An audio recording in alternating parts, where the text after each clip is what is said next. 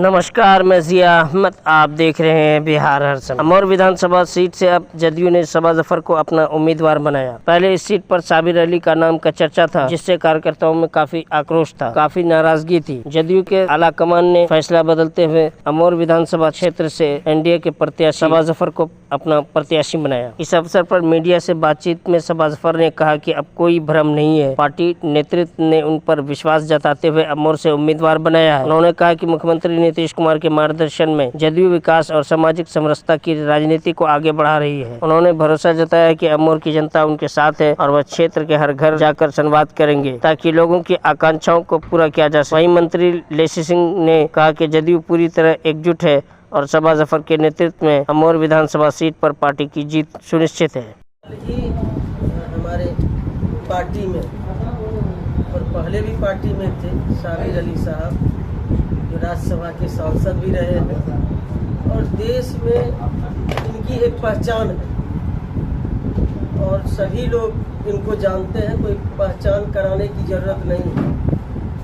ऐसे शख्सियत का पूरा पार्टी में कल हम लोगों ने ज्वाइनिंग कराया और इनके पार्टी में आने से खास तौर पर पूरे बिहार में और इस इलाके में पार्टी मजबूत हुई।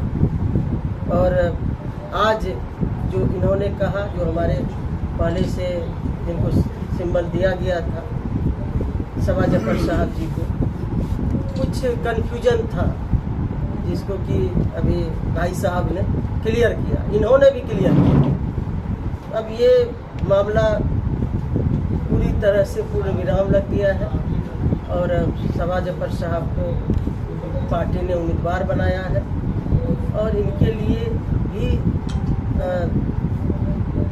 साबिर साहब ने बातें कही है। ये इस इलाके में घूमेंगे, पूरे बिहार में घूमेंगे और इनको पार्टी की जीत की भी शुभकामना दिए हैं। तो हम सब लोग मिल के, सबसे पहला हम लोगों का पार्टी फर्स्ट है, पार्टी का जो नेता का निर्णय है वो सर्वोपरि, इसलिए जो पार्टी का निर्देश हुआ वो हमारे भाई साहब यहाँ आए, कल पार्टी में ज्वाइन किए और फिर जो स्थिति परिस्थिति बनी और सबा जफर साहब ने और भाई साबिर अली साहब ने भी विस्तार से बताया, ये अब मामला क्लोज हो गया है।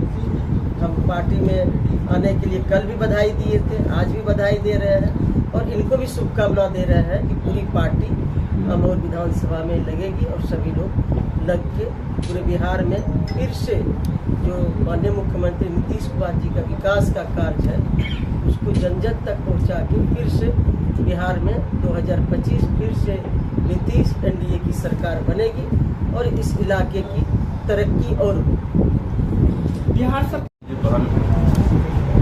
ये बहुत ही मेहनत और सफल के साथ जो मामला था उसको देखने का काम किया। हम इतना शुक्रगुजार हैं, उन्होंने बात जो रखा पहल किया और हम सभी लोग चंदन भाई का, साबिर भाई का और मैडम का इसका बहुत बहुत शुक्रिया। क्या मामला था?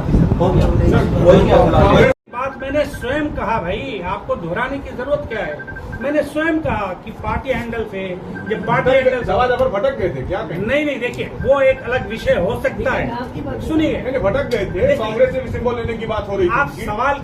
आप सवाल करें जो जायज है, मैं उसका जवाब दूंगा।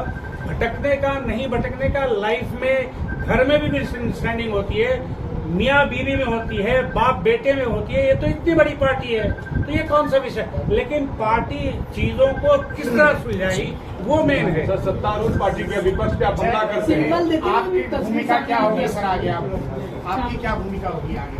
हम पार्टी के लिए प्रचार करेंगे, पूरे बिहार में प्रचार करेंगे, वो मेरी दायित्व है, पार्टी का आदेश है, वो करेंगे। अब यहाँ से चुनाव नहीं लड़ेंगे?